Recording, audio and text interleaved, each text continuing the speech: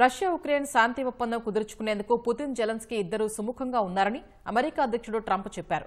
దాదాపు 95% వారు అంగీకరించారని తెలిపారు. శాంతి ఒప్పందంలో ఇది కీలక మైలురాయి అని ట్రంప్ అభివర్ణించారు.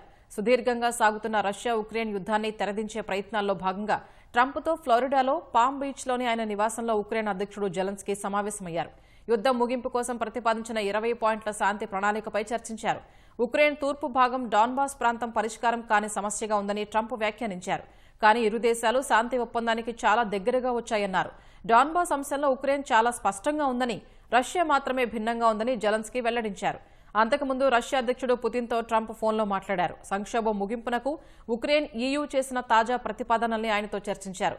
పుతిన్తో సంభాషణ ఫలవంతంగా సాగినట్లు ట్రంప్ పేర్కొన్నారు.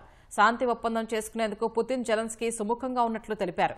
రష్యా ఉక్రెయిన్ మధ్య ఘర్షణకు తెరదించేందుకు తొలుత ట్రంప్ 28 పాయింట్ల శాంతి ప్రణాళికను ప్రతిపాదించారు.